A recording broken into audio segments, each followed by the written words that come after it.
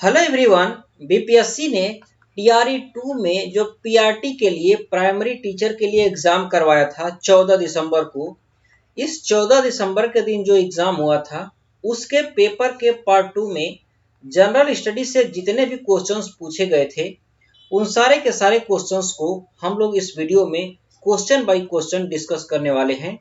और क्वेश्चन का क्रम सारा का सारा वही रहेगा जो कि पेपर में पूछा गया था। अगर आपको आगामी एग्जाम देना है बीपीएससी का किसी भी टीचिंग एग्जाम के लिए तो ये वीडियो आपके लिए बहुत ही महत्वपूर्ण होने वाली है। इस वीडियो को आप पूरा देखिएगा, निश्चित तौर पर आपको फायदा होने वाला है। तो चलिए शुरू करते हैं। सामान्य अध्ययन के क्वेश्चंस जो है वो क्वेश्चन नंबर 31 से शुरू हो रहे हैं और यहीं से हम लोग भी शुरू करेंगे। पहला वाला क्वेश्चन पूछा गया था कि एक सही 3/16 और इसके व्युत्क्रम का अंतर किसके बराबर होगा। तो ये बहुत ही आसान सा क्वेश्चन है, कैसे सॉल्व करेंगे चलिए देखते हैं। क्या दिया है, तो ये दिया है एक सही 3/16।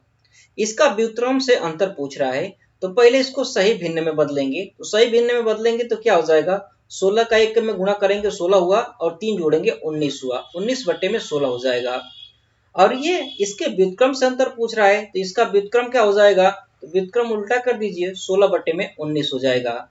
और पूछ रहा है कि इसका अंतर क्या होगा, तो अंतर निकालिए यहाँ से 16/19/16 माइनस 16/19। इसका लघुत्तम समापवर्तक निकालेंगे तो क्या हो जाएगा, कोई कॉमन चीज नहीं है तो इसको सीधे सीधे लिख लेते हैं, 16 गुने 19।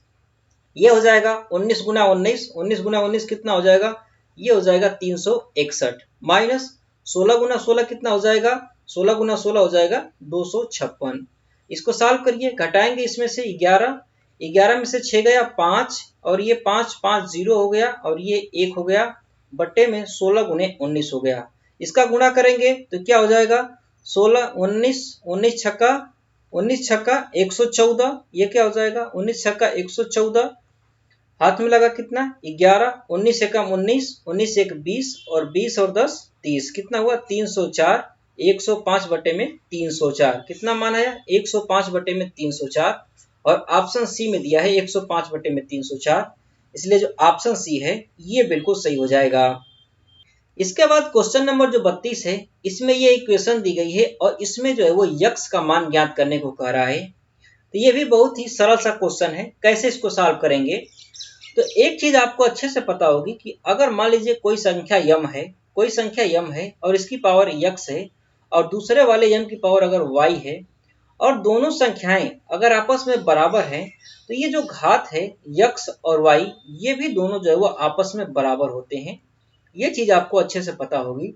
यही चीज यहाँ पर हम लोग अप्लाई करेंगे और यक्स का मान फाइंड कर लेंगे। तो चलिए देखते हैं, यहाँ पर दिया है a/b की पावर कितना दिया है x-1 बराबर में यहाँ पर दिया है b/a। इसको हमें बनाना पड़ेगा a/b। a/b बनाने के लिए क्या करेंगे, तो इसको हमें उल्टा करना पड़ेगा। यहाँ से उल्टा कर देते हैं a/b। लेकिन जब उल्टा करते हैं तो जो घात होती है ना उसका साइन चेंज हो जाता है। मतलब कि जो घात है अगर वो प्लस रहेगा तो माइनस हो जाएगा और माइनस रहेगा तो प्लस हो जाएगा। तो यहाँ पर घात देख रहे हैं आप कि प्लस है तो यहाँ पर आएगा तो क्या हो जाएगा, ये हो जाएगा माइनस, माइनस का x-3 हो जाएगा। सेम यही चीज देख रहे हैं, यहाँ पर यही वाला फार्मूला यहाँ पर बन रहा है। तो यहाँ से इसको सॉल्व करेंगे, ये भी यम हो गया और ये भी यम हो गया और दोनों बराबर हैं तो ये भी दोनों आपस में बराबर हो जाएंगे। तो यहाँ से करिए x-1 बराबर में x-3, यहाँ से माइनस से गुणा करेंगे तो ये क्या हो जाएगा -x+3 बराबर में x-1। यहाँ से x इधर ले जाएंगे तो ये हो जाएगा 2x और ये माइनस का 1 है इधर जाएगा तो ये प्लस हो जाएगा। x का मान कितना आ गया, x का मान 2 आ गया और x का मान ही पूछा इसने और ऑप्शन बी में दिया है x का मान 2, इसलिए जो ऑप्शन बी है ये बिल्कुल सही हो जाएगा। इसके बाद क्वेश्चन नंबर 33 कह रहा है कि एक फल विक्रेता के पास कुछ सेब थे, वह 40% सेब बेचता है और उसके पास अब भी 420 सेब बचे हुए हैं, तो मूलतः उसके पास कितने सेब थे। उसके शुरुआत में कितने सेब थे वो हमें ज्ञात करना है। इसको भी बड़े आसानी से ज्ञात कर सकते हैं। मान लिया मैंने कि उसके पास जो है वो 100 सेब थे शुरुआत में और ये कह रहा है कि 40% जो है वो सेब इसने बेच दिया। कितने परसेंट, 40%। तो अगर 100x का 40% निकालेंगे तो ये कितना हो जाएगा, ये हो जाएगा 40x। अगर 40x इसने बेच दिया और कुल थे 100x, तो बचा कितना इसके पास, तो बचा इसके पास 60x से, कितना बचा है, 60x से बचा है। लेकिन क्वेश्चन कह रहा है कि एक्चुअल में इसके पास जो है वो 420 से बचे हुए हैं, अर्थात ये जो 60x है ये 420 के बराबर हो जाएगा। यहाँ से x का मान फाइंड करिए, x का मान निकालेंगे तो ये हो जाएगा 420 बटे में 60, 0 से 0 कटा, 6 7 42, x का मान कितना आ गया, 7 आ गया। और ये पूछ रहा है कि मूलतः अर्थात शुरुआत में कितने सेब थे उसके पास, तो शुरुआत में थे 100x, तो यहाँ पर x का मान रख लेंगे 100 गुना 7 बराबर में 700, अर्थात शुरुआत में उसके पास कुल 700 सेब थे और 700 दिया है ऑप्शन ए में, इसलिए जो ऑप्शन ए है ये बिल्कुल सही होगा। इसके बाद जो अगला क्वेश्चन है वो ये कह रहा है कि एक भिन्न जिसका 1/27 से वही अनुपात है जो 3/19 का 5/9 से है, तो वो भिन्न कौन सी है, वो किसके बराबर भिन्न होगी, वो हमें ज्ञात करना है। तो ये भी बहुत ही आसान सा क्वेश्चन है, कैसे ज्ञात करेंगे, तो मैंने मान लिया कि वो जो भिन्न है वो है x बटा में y। अपने मन से आप कुछ भी मान सकते हैं, मैंने मान लिया कि वो x बटा में y है और कह रहा है कि इस भिन्न का 1/27 से अनुपात जो है वो इनके अनुपात के बराबर है। तो लगा लेंगे हम लोग, यहाँ से ये भिन्न का माना है x बटा में y, इसका अनुपात किससे, 1/27 से दिया हुआ है। ये किसके बराबर है, तो ये बराबर है 3/19 अनुपाते 5/9 के, 5/9 के। यहाँ से सॉल्व करके हम लोग इसका मान निकाल लेंगे, यहाँ से तो सॉल्व करिए, ये क्या हो जाएगा, तो यहाँ से अगर इसको सॉल्व करेंगे तो ये हो जाएगा x बटा में y, और ये जो 27 है ये x के ऊपर चल x में जाकर के गुणा हो जाएगा, और 1 जो है वो y में इसका गुणा हो जाएगा, तो यहाँ से करिए ये हो जाएगा 27 बटा में 1 बराबर में, ठीक वैसे इधर भी हो जाएगा 3/19, 9 जो है वो 3 के पास चला जाएगा, 5 जो है वो 19 के पास चला जाएगा, तो ये हो जाएगा 9/5।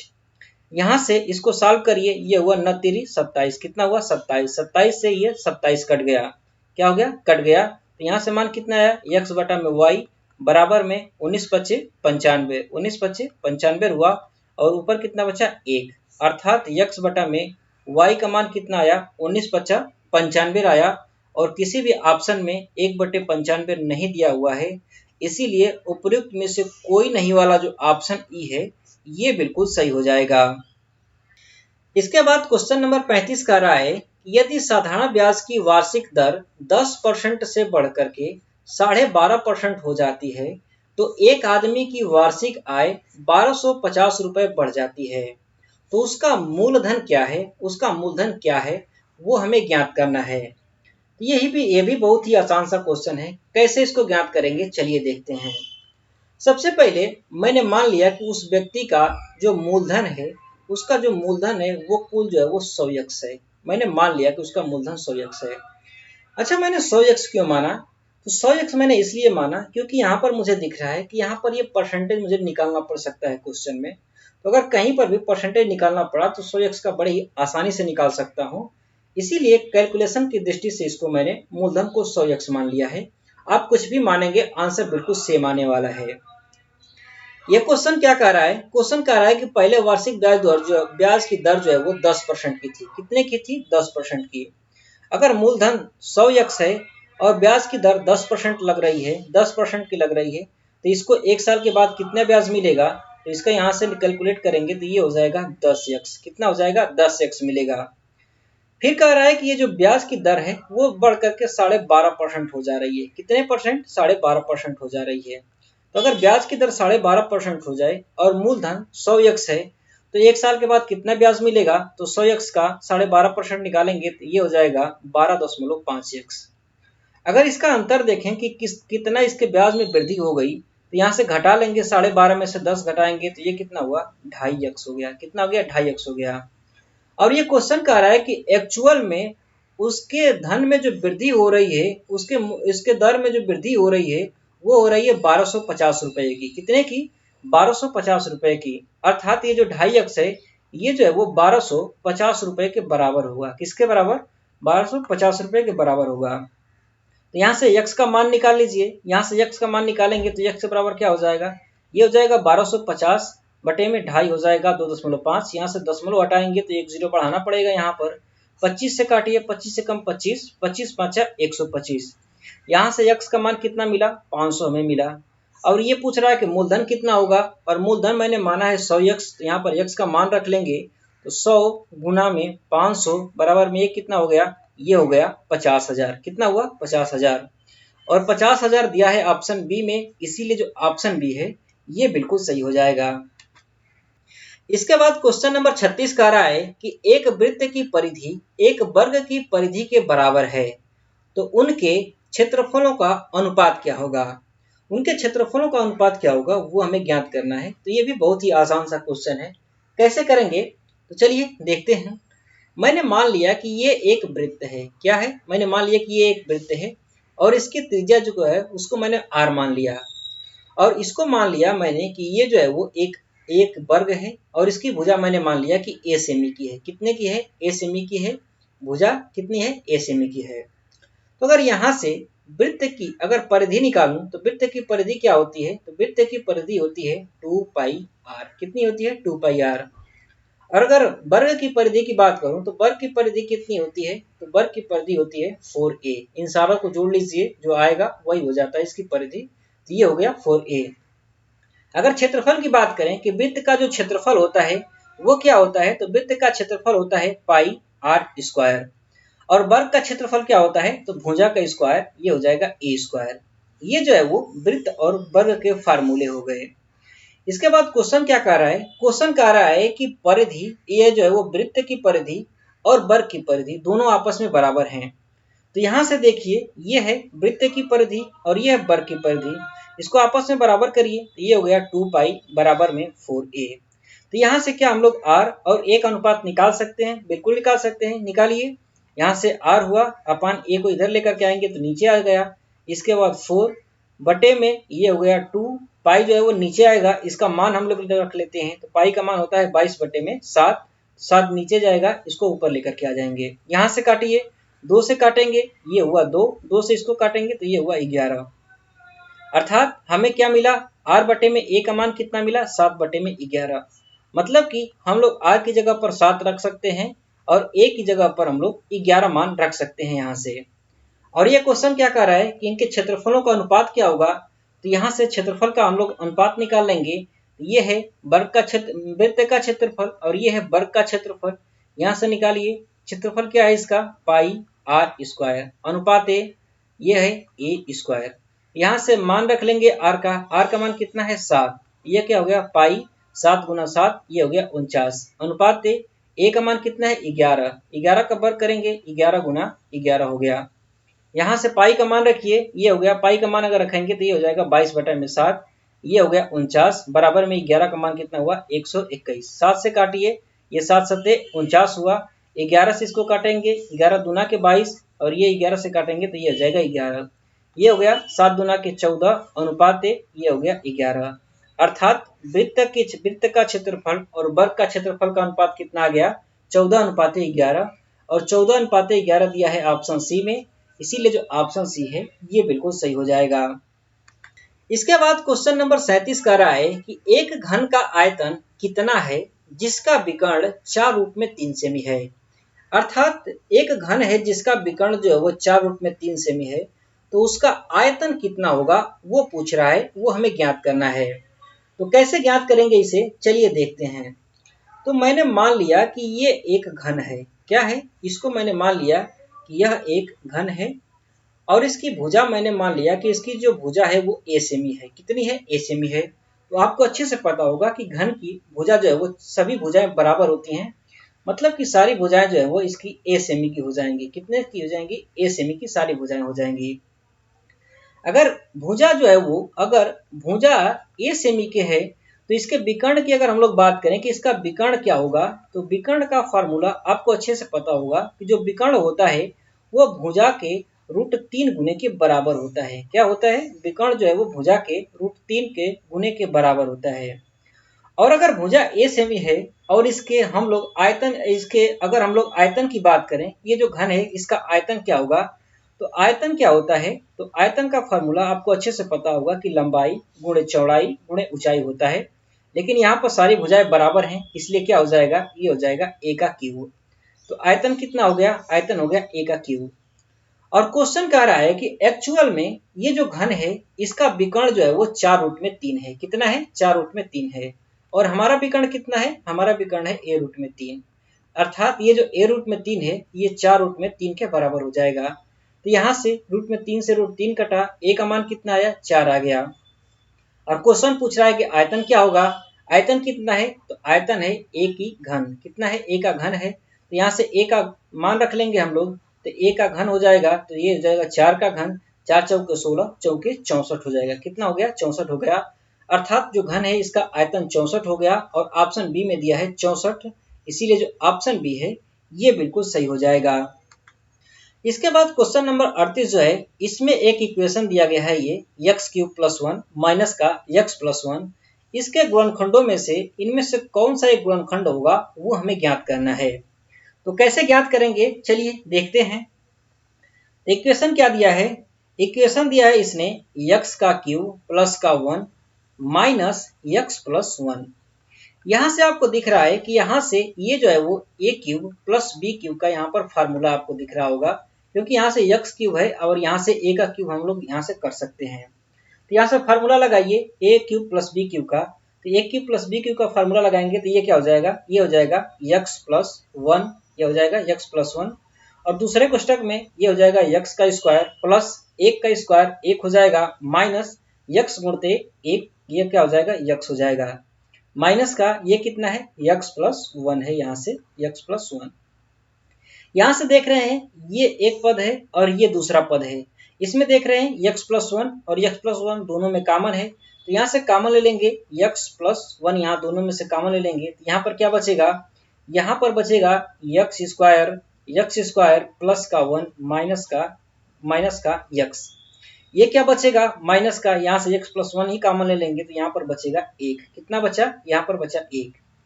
यहाँ से आप देख रहे हैं यहाँ से प्लस का 1 है और ये है माइनस का 1, तो यहाँ से ये कट जाएगा। ये क्या बचा, x² माइनस का x बचा यहाँ से।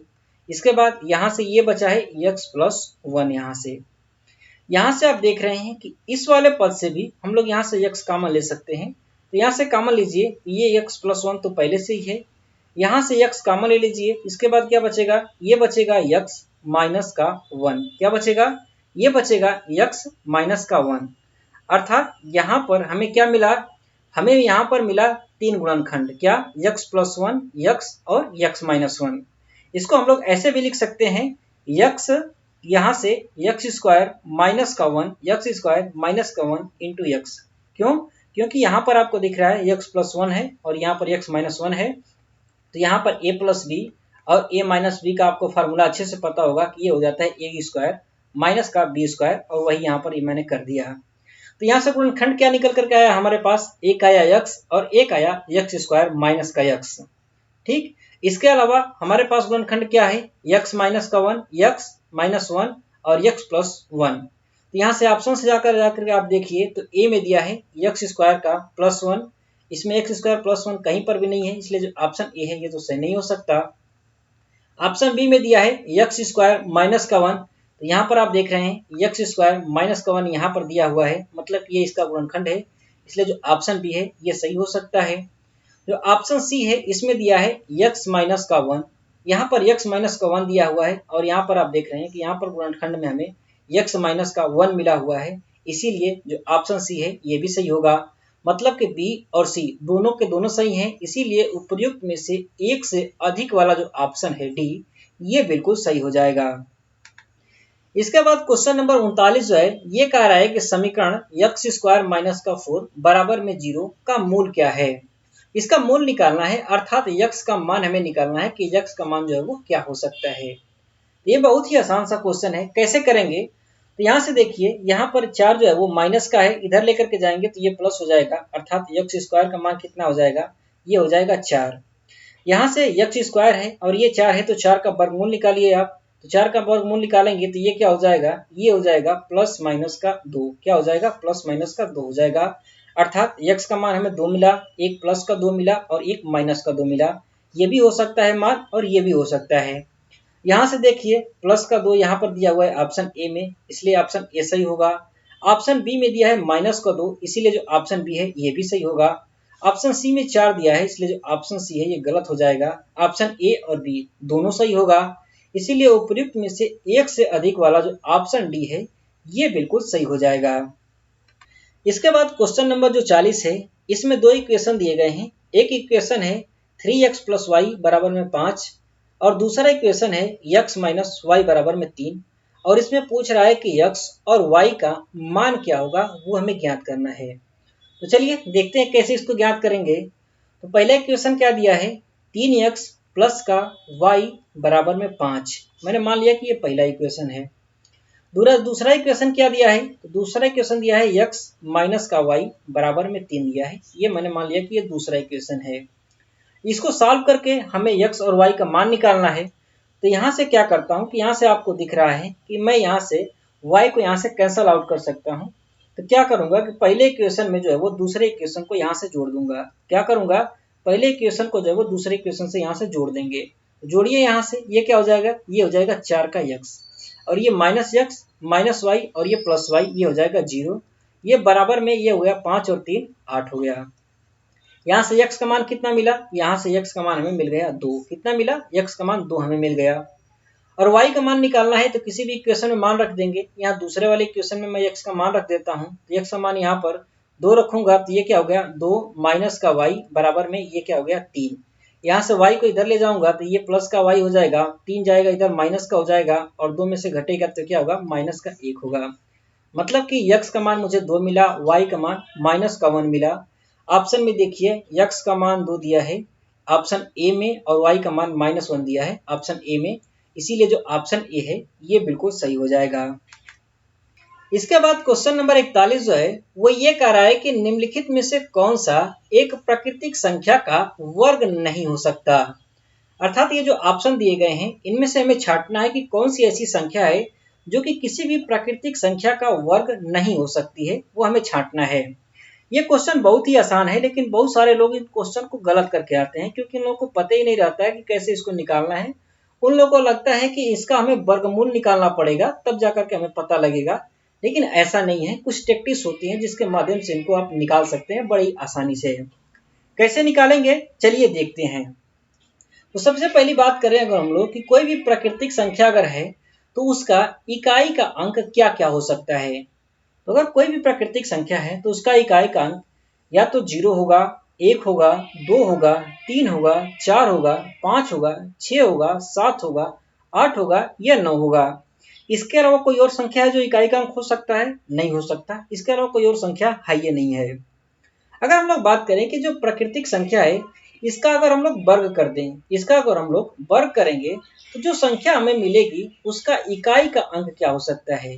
तो जाहिर सी बात है कि जो इकाई का अंक है उस संख्या का, उसी को अगर हम लोग वर्ग करेंगे तो हमें एक वर्ग के भी इकाई का संख्या का अंक मिल जाएगा। तो यहाँ से वर्ग करिए, 0 का वर्ग करेंगे 0 होगा, इकाई का अंक 0 मिलेगा। 1 का वर्ग करेंगे इकाई का अंक 1 मिलेगा। 2 का वर्ग करेंगे 4 हुआ, इकाई का अंक हमें 4 मिला। 3 का वर्ग करेंगे इकाई का अंक 9 मिला हमें, 3 का वर्ग 9 हुआ, इकाई का अंक 9 मिला। 4 का वर्ग करिए 16 हुआ, इकाई का अंक हमें 6 मिला। 5 का वर्ग करिए 25 हुआ, इकाई का अंक हमें 5 मिला। 6 का वर्ग करिए इकाई 36 हुआ, इकाई का अंक हमें 6 मिला। 7 का वर्ग करिए 49 हुआ, इकाई का अंक हमें 9 मिला। 8 का वर्ग करिए 8 64 हुआ, 64 हुआ, इकाई का अंक हमें 4 मिला। 9 का वर्ग करिए 9 81, इकाई का अंक हमें 1 मिला। अगर इनको आप ध्यान से देखेंगे तो एक चीज आपको अच्छे से पता चलेगी कि इन संख्याओं में कहीं पर भी 2, 3, 7 और 8 ये 4 संख्याएं कहीं पर भी इनमें आपको देखने को नहीं मिल रही हैं। इसमें से देखिए कहीं पर भी क्या 3, 2, 3, 7 और 8 कहीं पर भी इन संख्याओं में से है नहीं है। इसका मतलब क्या हुआ कि अगर किसी भी संख्या का हम वर्ग करते हैं तो उसका इकाई का अंक 2, 3, 7 और 8 हो ही नहीं सकता। इसका मतलब ये है कि अगर किसी भी संख्या का इकाई का अंक 2, 3, 7 और 8 है तो वो किसी भी प्राकृतिक संख्या का वर्ग हो ही नहीं सकती संख्या। इसीलिए जो ऑप्शन सी में संख्या दिया है ये किसी भी प्राकृतिक संख्या का वर्ग नहीं हो सकती, क्योंकि इकाई का अंक इसका 7 दिया हुआ है। तो यहाँ से देख रहे हैं ऑप्शन सी, तो जो है आप ऐसे ही एलिमिनेट इसको कर पाएंगे। इसके बाद दूसरे वाले जो ऑप्शंस हैं इनको देखिए। तो जो ऑप्शन ए है इसमें दिया है 32,000, कितना 32,761। इसको हमें पता करना है कि ये किसी भी संख्या का पूर्ण वर्ग, किसी भी प्राकृतिक संख्या का ये वर्ग है या नहीं। इसको कैसे करेंगे, तो यहाँ से आप ये जो 2 अंक हैं इसको अलग करिए। यहाँ से अलग करेंगे तो ये क्या हो जाएगा, ये हो जाएगा 327 प्लस का 61। यहाँ से मैंने ऐसे इसको कर लिया। यहाँ से देख रहे हैं आप जीरो है, जो है यहाँ पर इकाई और दहाई का अंक 0 है। तो आपको अच्छे से पता है कि जब 2 अंक 0 होता है तो उसके वर्गमूल में 0 की संख्या जो है वो 1 हो जाती है। बड़े ही आसानी से इसको निकाल सकते हैं। इसके बाद यहाँ पर देख रहे हैं 327 है, क्या है 327। इसके आसपास का आप कोई भी संख्या देखिए जो कि पूर्ण वर्ग संख्या हो। तो अगर 327 को देखेंगे तो यहाँ से आपको पता चलेगा कि 324 जो है वो 18 का वर्ग होता है, जो कि एक पूर्ण वर्ग संख्या है प्राकृतिक संख्या का। तो यहाँ से आपको मिला, यहाँ से 18 मिला। अर्थात ये जो संख्या है कहीं ना कहीं 180 के आसपास कोई संख्या होगी, उसी का ये वर्ग हो सकता है, उसी का ये वर्ग हो सकता है। ये जो है वो 180 के आसपास की संख्या का ही वर्ग हो सकता है, ऐसा हमें पता चला। और यहाँ से देख रहे हैं कि यहाँ पर इकाई का अंक जो है वो 1 दिया हुआ है। कितना दिया है, 1 दिया है।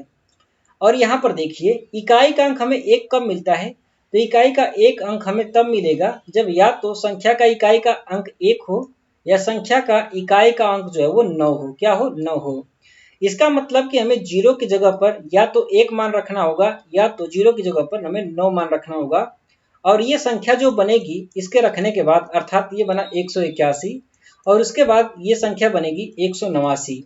इन्हीं दोनों संख्याओं में से किसी का वर्ग ये हो सकता है अथवा नहीं हो सकता है, बस वो हमें चेक करना है। तो यहाँ से आप एक एक करके दोनों में से चेक कर सकते हैं, या आपको अगर आपको पता होगा तो अच्छे से यहीं से दिख रहा है कि ये जो है वो इसका वर्ग है, लेकिन फिर भी आप यहाँ से चेक कर सकते हैं।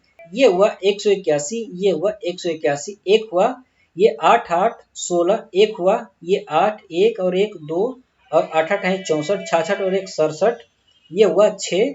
यहाँ से करेंगे 8 8 8 और 8 16, 16 और 6 22, 16 6 22 को 2 हाथ में लगा, 2 2 1 2, 1 और 1 2 3, ये हो गया 32,761। मतलब कि जो ऑप्शन ए में दिया है 32,761, ये 181 का पूर्ण वर्ग है। ये जो है वो एक पूर्ण वर्ग है, इसीलिए जो ऑप्शन ए है ये सही नहीं हो सकता, क्योंकि ये पूछ रहा है कौन सा वर्ग नहीं है। इसके बाद जो ऑप्शन बी है इसको भी आप ऐसे ही निकाल सकते हैं बड़े ही आसानी से। कैसे, देख लीजिए इसको भी एक बार।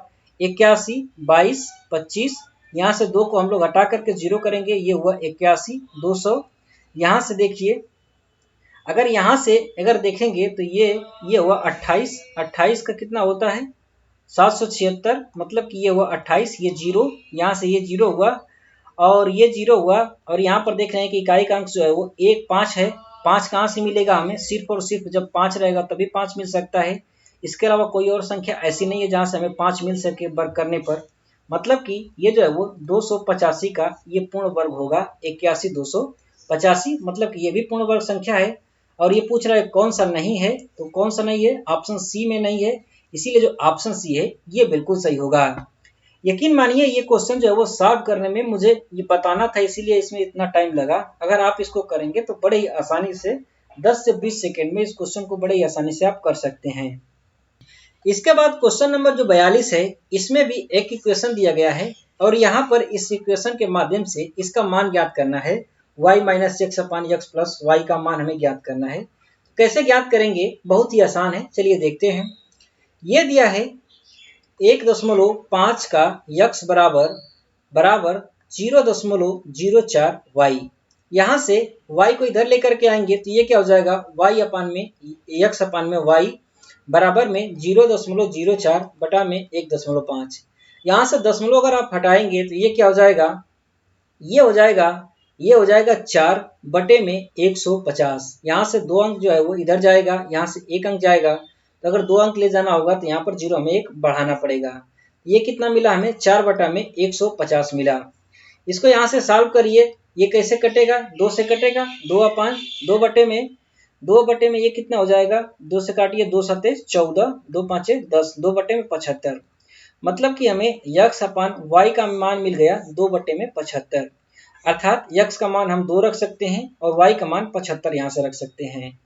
तो इस इक्वेशन में यहाँ पर मान रखिए इसका, यहाँ पर दिया है y माइनस का यक्स, y कितना है 75 है, माइनस का यक्स का मान 2 है, बटे में y कितना है, y है 75, प्लस का यक्स है, यक्स का मान कितना है 2। यहाँ से सॉल्व करिए, 75 में से 2 गया, ये हुआ 73, बटा में 75 प्लस 2 कितना हुआ 77।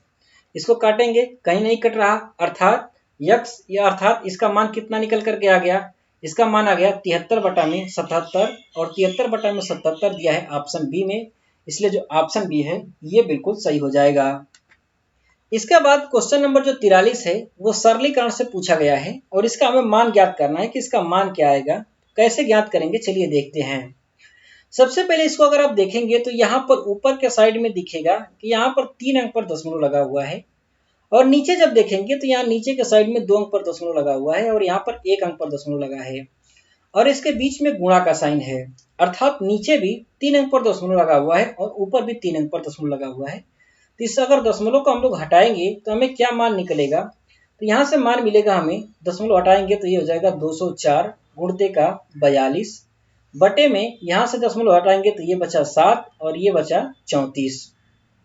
यहाँ से इसको सॉल्व करिए, 7 से इसको काटेंगे 1 हुआ और ये हुआ 7 6 42, इसको 2 से काटेंगे तो ये हुआ 3 और ये हुआ 17, 17 से अगर इसको काटेंगे तो ये हुआ 1 और ये हुआ 17 काम 17, 17 दूना के 34, कितना हुआ 12 हुआ, अर्थात हमें मान मिला रूट में 12 गुणते 3।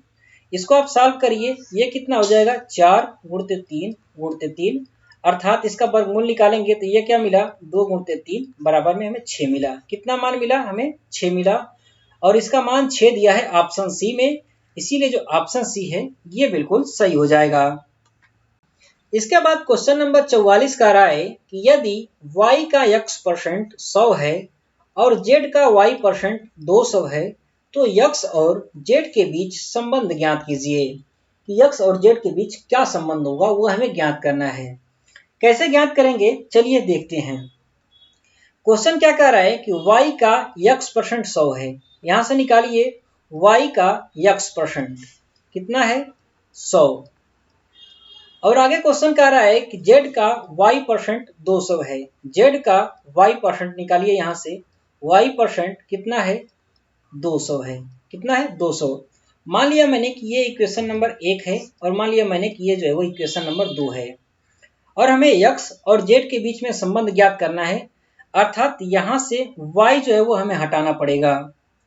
और y हटाने के लिए यहाँ पर हम क्या कर सकते हैं, तो यहाँ पर आप देख रहे हैं कि y हटाने के लिए अगर इससे इसमें हम लोग भाग दे देंगे तो यहाँ से y कट जाएगा।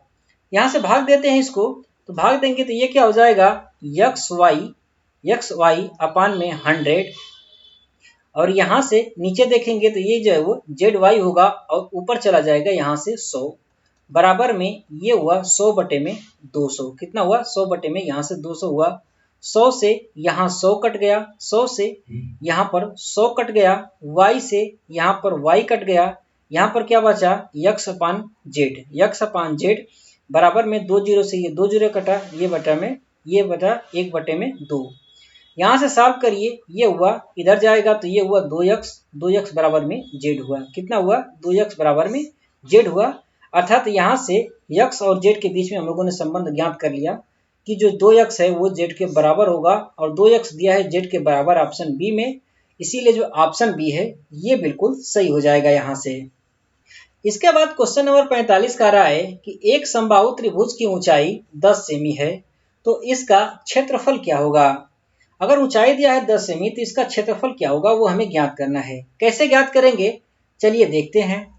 मैंने मान लिया कि यह एक समबाहु त्रिभुज है, क्या है समबाहु त्रिभुज है, इसकी भुजा मैंने मान लिया कि a सेमी की है, कितनी है a सेमी की है। तो आपको अच्छे से पता है कि अगर ये समबाहु त्रिभुज है तो सारी भुजाएं बराबर होती हैं और सारी भुजाएं a सेमी की हो जाएंगी। अगर ऊंचाई की बात करें इसकी कि ऊंचाई क्या होगी, तो समबाहु त्रिभुज की ऊंचाई क्या होती है, तो समबाहु त्रिभुज की ऊंचाई आपको अच्छे से पता होगा कि जो ऊंचाई होता है वो रूट में 3/2 गुना भुजा होता है। भुजा कितनी है? ए है। आपको ये फार्मूला अच्छे से पता होगा। ये जो है वो समबाहु त्रिभुज की ऊंचाई का फार्मूला है, √3/2 इंटू ए। अगर इस समबाहु त्रिभुज का अगर क्षेत्रफल की बात करें कि क्षेत्रफल क्या होगा, तो इसका क्षेत्रफल होता है √3/4 गुणते भुजा का स्क्वायर। क्या होता है? √3/4 गुणते भुजा का स्क्वायर। और यहाँ से क्वेश्चन में अगर आप देखें तो यहाँ पर ऊंचाई दिया है कितना? 10 सेमी। कितना दिया है? 10 सेमी। ऊंचाई 10 सेमी दिया है। और अगर भुजा ए सेमी होगी तो ऊंचाई इसका कितना होगा? इसकी ऊंचाई होगी √3/2 गुणते में ए। यहाँ से ए का मान निकालिए। ये क्या हो जाएगा? 10 गुना के 20 बटा में √3। यहाँ से ए का मान निकल करके आ गया। और ये कह रहा है कि क्षेत्रफल ज्ञात कीजिए। क्षेत्रफल कितना होगा? तो √3/4 ए स्क्वायर होगा। ए का मान हमें पता है तो यहाँ से ए का मान हम लोग रख लेंगे। रखिए, ये हो जाएगा √3/4 गुणते ए स्क्वायर 20 गुणते में 20 बटा में ये हो जाएगा कितना? √3 गुणते √3। यहाँ से 1√3 से 1√3 कटा, 4 से काटेंगे तो ये 5 हुआ। 20 5 कितना हुआ? 100 हुआ बटा में √3 हुआ। इसका मान कितना आ गया? क्षेत्रफल का 100 अपान में √3। और 100 अपान में √3 दिया है ऑप्शन सी में। इसीलिए जो ऑप्शन सी है ये बिल्कुल सही हो जाएगा। इसके बाद क्वेश्चन नंबर 46 का रहा है कि निम्नलिखित में से कौन सा एक पदीय है, अर्थात इन इक्वेशंस में से कौन सा एक पदीय इक्वेशन है वो हमें छांटना है। तो कैसे छांटेंगे? तो बहुत ही आसान सा ट्रिक है। आप इक्वेशन में देखिए कि कितने प्लस या माइनस हैं, कितने प्लस या माइनस हैं। जितने भी प्लस या माइनस होंगे उसमें आप एक जोड़ दीजिए, उतने पदों की संख्या हो जाएगी। उतने ही पदों की संख्या हो जाएगी। ध्यान रखिएगा, गुणा और भाग, गुणा और भाग से इससे किसी भी पद का पता नहीं चलता है।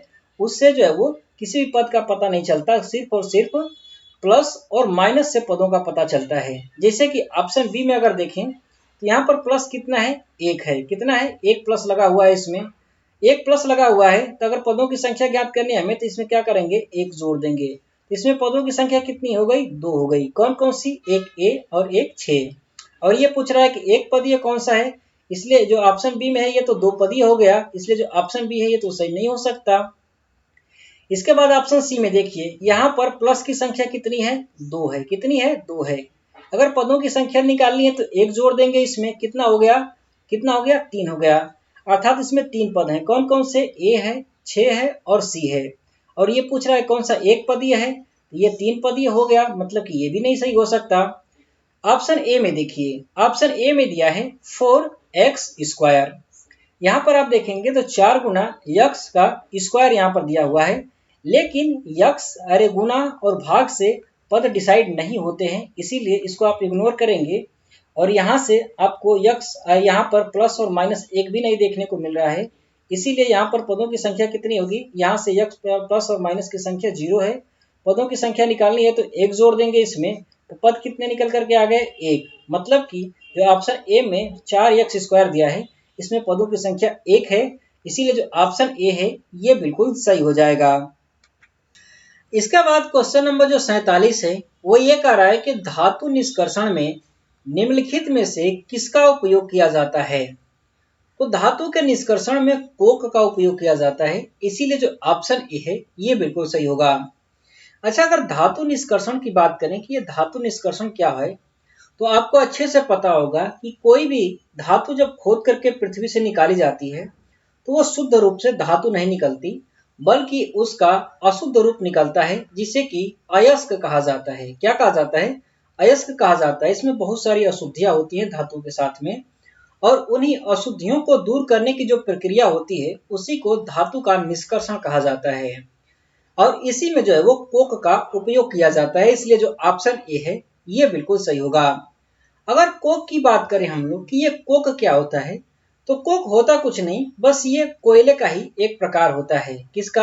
कोयला का यह एक प्रकार होता है जिसमें कि कार्बन की मात्रा बहुत ही ज्यादा होती है। अगर यूं कहें तो इसमें जो है वो लगभग 98% तक इसमें कार्बन की मात्रा होती है।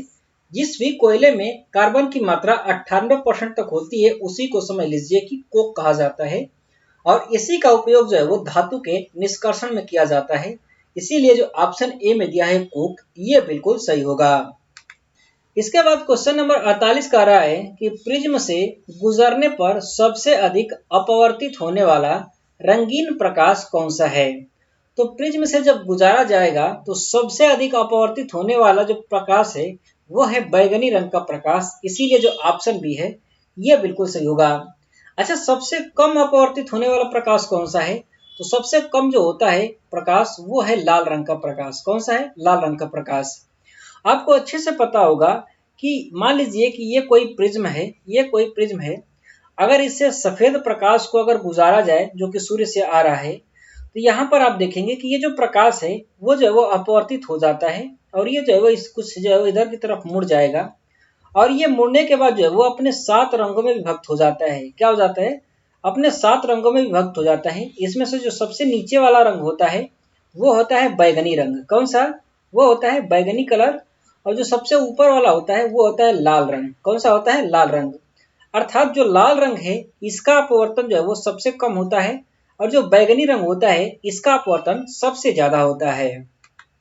इसके बाद क्वेश्चन नंबर 49 का रहा है कि किसी चालक का प्रतिरोध समानुपाती होता है किस चीज के। तो किसी भी चालक का जो प्रतिरोध है उस चालक की लंबाई के समानुपाती होता है, इसीलिए जो ऑप्शन सी है ये बिल्कुल सही होगा। अच्छा, बात करें हम लोग चालक की कि ये चालक क्या होता है, तो आपको अच्छे से पता होगा कि कोई भी ऐसा पदार्थ जिससे कि धारा जो है वो गुजारी जा सके, धारा जो है वो इस पार से उस पार तक जा सके, ऐसे पदार्थ को जो है वो चालक कहा जाता है। और ये जो चालक होता है, ये जो चालक होता है, इसका जो पदार्थ होता है वो धारा के वो जो है वो करंट के फ्लो होने का विरोध करता है। क्या करता है? विरोध करता है। ये जो है वो प्रतिरोध करता है। क्या करता है? प्रतिरोध करता है। और ये जो प्रतिरोध होता है इसी का मापन जो है वो ओम में किया जाता है। किस चीज में? ओम में इसका मापन किया जाता है। इसको भी आप ध्यान रखेंगे। और ये जो प्रतिरोध होता है वो लंबाई पर डिपेंड करता है। अर्थात चालक की लंबाई जितनी ज्यादा होगी प्रतिरोध उतना ज्यादा होगा, चालक की लंबाई जितना कम होगी उतना प्रतिरोध जो है वो कम होने वाला है। इसके बाद क्वेश्चन नंबर 50 का रहा है कि माचिस की डिब्बी में रगड़ने वाली सतह पर मौजूद मुख्य रासायनिक घटक क्या होता है। तो जो माचिस की डिब्बी होती है उस पर जो रासायनिक घटक लगा होता है, जहां पर कि तिल्ली को घसीटने के बाद वो जल जाती है, उस पर लगा होता है लाल फास्फोरस। क्या लगा होता है? लाल फास्फोरस लगा होता है। इसीलिए जो ऑप्शन बी में फास्फोरस दिया है ये बिल्कुल सही होगा। आपने देखा होगा कि जो माचिस की तिल्ली होती है, जो माचिस का डिब्बा होता है, उस पर अगर आप देखेंगे तो यहाँ पर साइड पर जो है वो यहाँ पर रासायनिक घटक लगे होते हैं, कुछ रासायनिक पदार्थ लगे होते हैं। और जब माचिस की तिल्ली को इस पर ला करके रगड़ा जाता है तो इस पर घर्षण लगता है, घर्षण बल लगता है, तो ये माचिस की तिल्ली जल उठती है। अगर बात करें कि ये जो रासायनिक पदार्थ लगा होता है इसमें होता क्या क्या है, तो इसमें एक तो होता है लाल फास्फोरस। लाल फास्फोरस होता है इसमें। इसके अलावा क्या होता है, तो इसमें जो है वो बारीक पिसा हुआ लेड होता है। लेड का मतलब शीशा होता है, इसमें बारीक पिसा हुआ, ताकि घर्षण बल इस पर ज्यादा लग सके उसके लिए इसमें जो है वो लेड मिलाया जाता है। और जो माचिस की तिल्ली होती है जो जैसे कि घसड़ इस पर रगड़ने के बाद जलती है, इस पर क्या लगा होता है, तो इस माचिस की तिल्ली पर लगा होता है पोटेशियम क्लोरेट। क्या लगा होता है? पोटेशियम क्लोरेट लगा होता है। और जब पोटेशियम क्लोरेट को इस लाल फास्फोरस पर रगड़ा जाता है तो इनके बीच जब घर्षण उत्पन्न होता है तो ये जल उठता है। इसीलिए इस तरीके से जो है वो माचिस की तिल्ली लाल फास्फोरस पर रगड़ करके जलाई जाती है। निम्नलिखित में से कौन सा एल्कोहल पेय के लिए उपयुक्त है। ये जो ऑप्शन में दिया है मेथेनॉल, हेक्सेनॉल और एथेनॉल, इनमें से ये जो एथेनॉल है ये पीने योग्य होता है, इसीलिए जो ऑप्शन सी है ये बिल्कुल सही होगा। अच्छा, ये पीने योग्य क्यों होता है? तो ये पीने योग्य इसलिए होता है क्योंकि ये जो है वो पौधों में, ऐसे पौधों में जिनमें की स्टार्च की मात्रा ज्यादा होती है उनसे बनाया जाता है ये एथेनॉल, इसीलिए ये पेय योग्य होता है। इसे अगर बात करें कि ये किस प्रकार की चीजों से बनाया जाता है, जैसे गन्ना है, जैसे कि अंगूर है, जैसे कि गेहूं है, जैसे कि मक्का है, इन सारी चीजों से जो है वो इस एथेनॉल को बनाया जाता है, इसीलिए ये एथेनॉल जो है वो पीने योग्य होता है। लेकिन अगर मेथेनॉल और हेक्सेनॉल की बात करें तो ये जो है वो पेड़ पौधों की छालों से बनाया जाता है और पेड़ पौधों की छालों को जो है आसवन विधि के द्वारा इस मेथेनॉल और हेक्सेनॉल को बनाया जाता है, इसीलिए ये क्या हो जाते हैं कि ये जो है वो टॉक्सिक हो जाते हैं, ये जहरीले हो जाते हैं, इसलिए ये पेय योग्य नहीं रह जाते हैं। इसीलिए मेथेनॉल और हेक्सेनॉल का पीने में प्रयोग नहीं किया जाता है, केवल और केवल एथेनॉल में प्रयोग किया जाता है। इसके बाद क्वेश्चन नंबर 52 कह रहा है कि किसी ईंधन की दक्षता किस चीज के संदर्भ में व्यक्त की जाती है। तो किसी भी ईंधन की जो दक्षता होती है उसके कैलोरी मान के संदर्भ में उसे व्यक्त किया जाता है, इसीलिए जो ऑप्शन बी में दिया है ये बिल्कुल सही होगा। अगर बात करें ईंधन की कि ईंधन क्या होते हैं, तो ऐसे पदार्थ जिनसे हमें ऊर्जा प्राप्त होती है, एनर्जी प्राप्त होती है, ऊष्मा प्राप्त होती है, ऐसे पदार्थों को जो है वो ईंधन कहा जाता है। जैसे कि कोयला है, लकड़ी है, कंडा है, पेट्रोलियम है, ये सारे के सारे क्या है, ईंधन है, क्योंकि इनसे हमें ऊष्मा प्राप्त होती है, इसीलिए ये सारे के सारे ईंधन कहलाते हैं। और ये जो इनकी ऊष्मा निकलती है उन्हें कैलोरी में मापा जाता है। किसमें? कैलोरी में मापा जाता है। इसीलिए जिस ईंधन में ज्यादा ऊष्मा होती है अर्थात जिसका कैलोरीफिक मान ज्यादा होता है वो अच्छा ईंधन होता है, जिसकी कैलोरीफिक मान कम होती है वो खराब ईंधन होता है। जैसे कि अगर बात करें कि मान लीजिए कि 1 किलो कोयला है, 1 किलो कोयला है, और मान लीजिए कि 1 किलो लकड़ी है, दोनों 1 किलो कोयला है और 1 किलो लकड़ी है, इन दोनों को जलाया जाता है। तो आप बताइए कि क्या कोयले पर हम लोग ज्यादा खाना बना सकते हैं या लकड़ी पर खाना ज्यादा बना सकते हैं? जाहिर सी बात है कि कोयले पर हम ज्यादा खाना बना सकते हैं, लकड़ी पर कम खाना बना सकते हैं। इसका मतलब कि मात्रा तो बराबर थी, लेकिन यहाँ पर कैलोरीफिक मान दोनों का जो है वो अलग अलग आया, कोयले का अधिक और लकड़ी का कम। मतलब कि जो कोयला है वो अच्छा ईंधन है और लकड़ी जो है वो खराब ईंधन है। और इसका मान किस में निकाला जाता है? इसका मान जो है वो कैलोरीफिक मान में निकाला जाता है। इसी से ईंधन की दक्षता का पता चलता है। इसके बाद क्वेश्चन नंबर 53 जो है ये कह रहा है कि खाने के डिब्बों पर जस्ता के बजाय टीन की परत चढ़ी होती है, ऐसा क्यों होता है?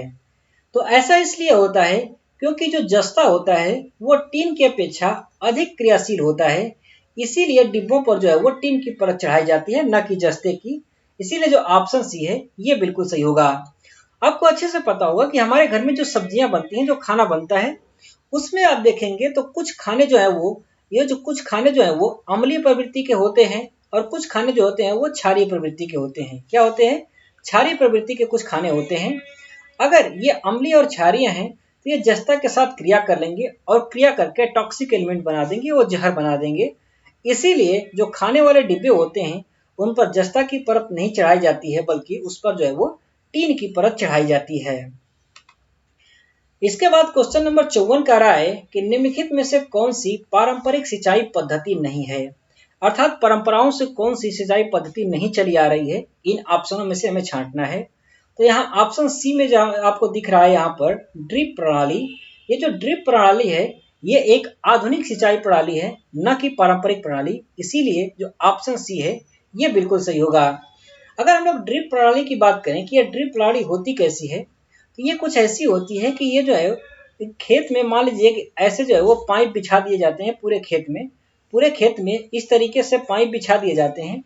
और क्या किया जाता है कि इन पाइपों में छेद करके टोटी लगा दी जाती है, छोटे छोटे टोटी लगा दिए जाते हैं और इनमें छोटे छोटे छिद्र होते हैं, जिससे कि यहाँ से फुहारे टाइप का यहाँ से पानी निकलता रहता है और यहाँ पर खेत की सिंचाई हो जाती है।